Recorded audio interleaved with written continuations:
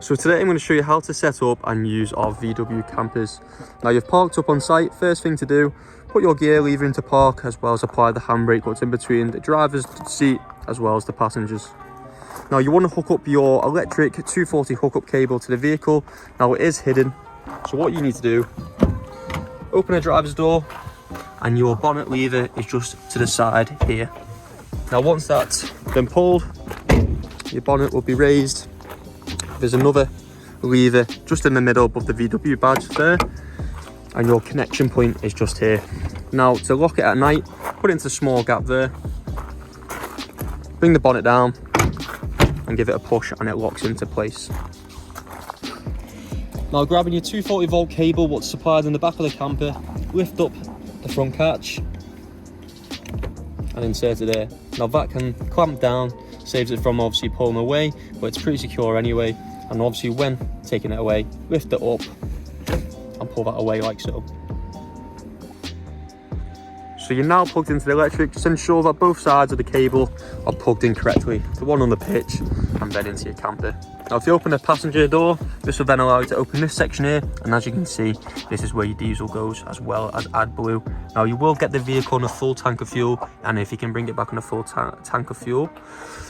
Now you've got AdBlue down below. Now you will get the vehicle full of AdBlue. Now if you ever did need to fill up the vehicle and buy the AdBlue when you're on your trip, if you keep hold of the receipt and bring it back to us, we'll refund that back to you straight away. When closing that section, you have to make sure the passenger door is open to be able to shut it. Now we'll move to the very back. Opening the boot, you'll see here that you do have your 240 volt cable, and then you've got your privacy blinds as well. Now your privacy blinds go on the very front and they're held on by suction cups. And then just moving to this side, the only thing is, if you ever see water leaking from just about here, this is just for your grey water coming from your sink. So if you ever see it leaking, don't worry, it just comes out automatically. Now that's everything covered on the outside. We'll move inside and we'll show you how everything works inside. Coming straight into the vehicle, you have a switch here. This will turn on your lights on this side. Now I'm going to go straight to control panel. So all the way on the left, you have the on switch. Now this turns on your fridge. Now the fridge inside the camper is going to probably be the thing that drains most of the battery. Now if you're driving around, this will charge up your battery, so you don't really need to worry about it. You can keep it on all the time. The only time you need to worry about it is if you are stationary and for 7 days or so, you're not plugged into the electric. To keep an eye on the battery, hold down this section here, the one on the very end. As you can see, it's showing 4 at the minute. But obviously as time goes on, this will go down. So just keep an eye on that. If your fridge is cold, it'll act as a cool box, so maybe turn it off for a bit, and then obviously once it gets warm again, turn it back on. On this side here, you do have the light switch for the right side of the vehicle. And here is your water pump switch. Now I'll show you where the water container is in a minute. I'll just show you here. You can now hear the pump. Now the water container is currently empty, but I don't know if you can hear that. You'll hear the water pump engage as soon as you lift that up. Now if I turn that off, you won't hear it at all.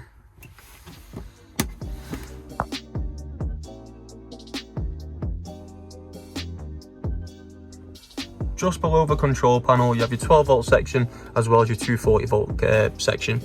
Now, when you're not plugged into the electric, the USB port and the cigarette lighter will work.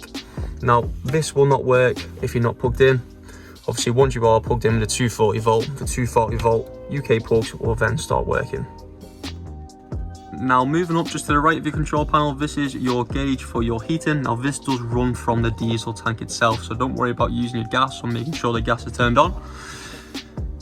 Top one is just a fan for ventilation. Now, if it's a warm day, open up the windows, put the fan on, and this will just circulate air around the camper. Now, pressing that, it'll flash. That just indicates that the fan is turning off. And just below it, the arrows pointing up is for your heating. Now that will give you an orange light once it's turned on. And then just to the right, this is a gauge for your temperature. Now if the fan or the heating has been on for quite a long time, all night or so, if I press it and it starts flashing, now because it's only been on for a few seconds, it'll go off straight away. Now like I said, if it's been on for a few hours, this will probably take about 10 minutes, even longer, just for it to turn off.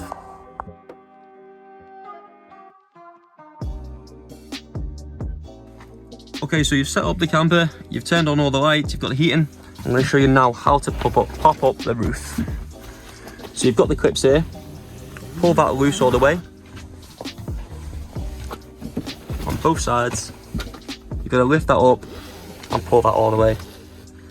Now, just on this section here, use your hand or your head, and that will then pop up. And there you have your other bed. Now this also lifts up the headroom, and as you can see there, you can stand up around the cooker like so.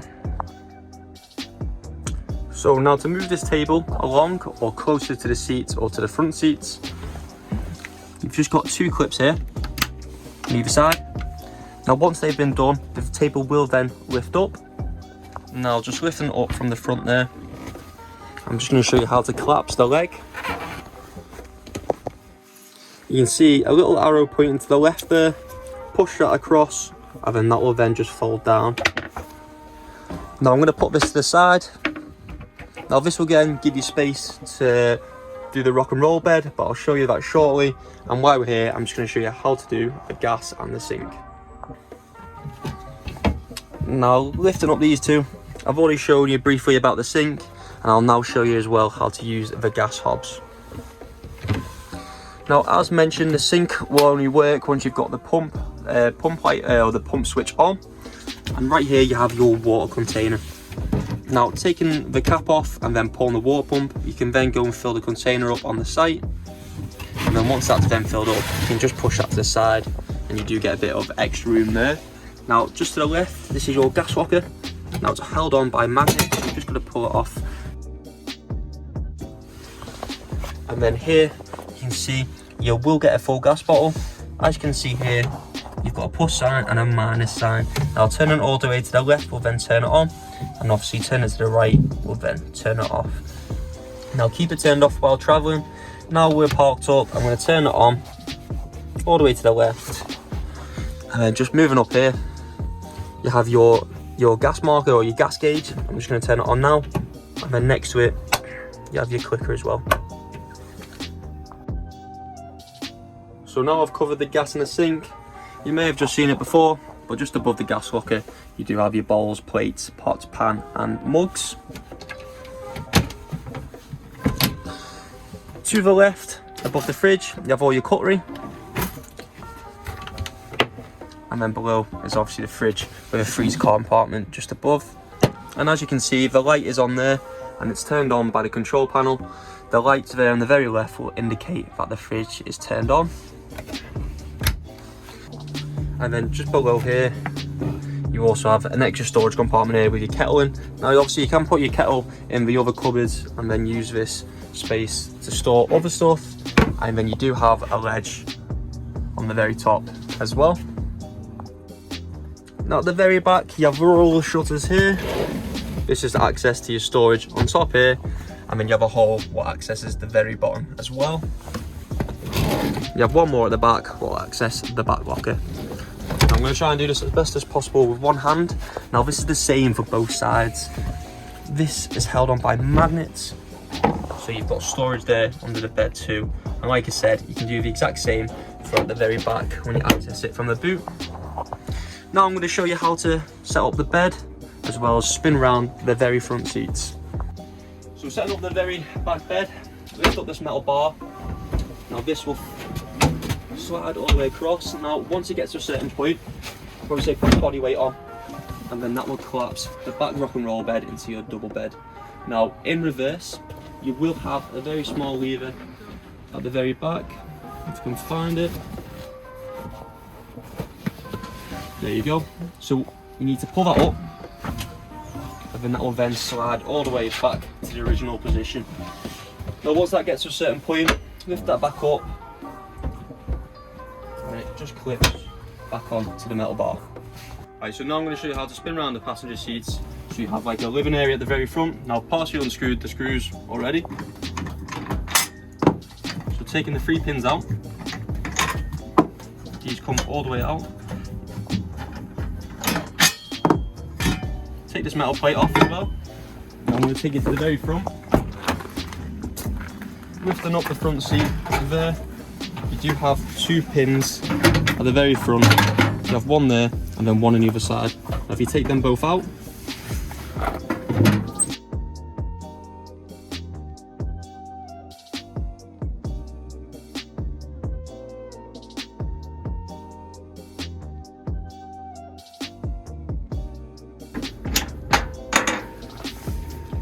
so now I've undone the very front screw as well as the screw on the other side.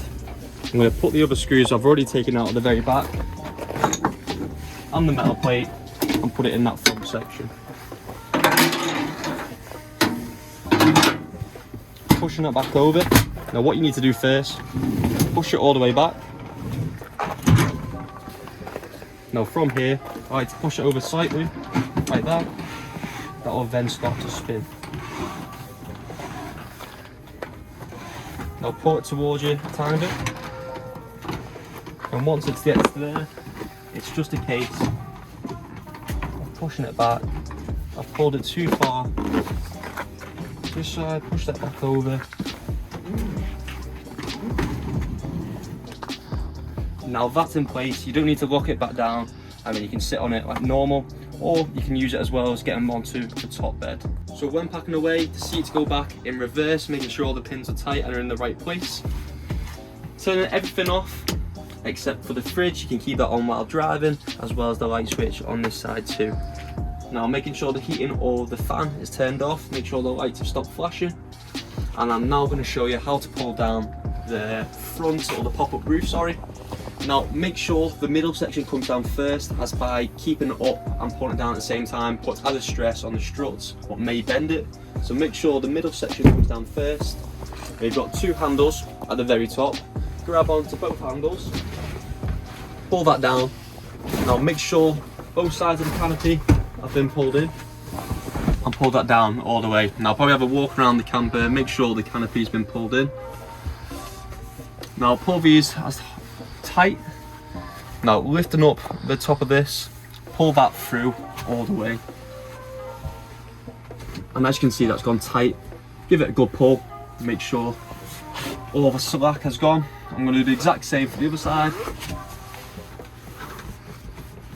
Now I do trust these buckles or holders, I don't know what you want to call them, but some customers do prefer to tie it off at the very end just for safety.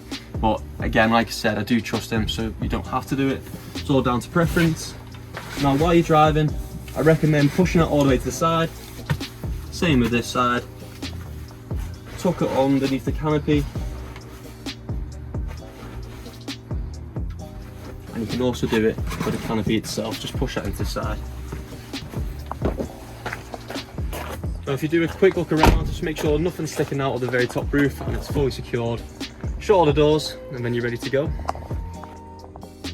And then the very last thing, make sure your 240 volt connection is tucked under the bonnet, and obviously making sure the bonnet is then shut correctly. Now don't worry if you haven't shut it properly, a warning will come up on your dash just telling you if it's not shut correctly. So you'll just have to then open it up again and make sure it's shut. Now if you do have any problems while on your trip, you can email myself, Will or Amber, and then we'll get back to you as soon as possible. Or if you don't hear from us for a while, give us a call at the shop and they'll make sure one of us will call you straight away. But we hope you enjoy your trip.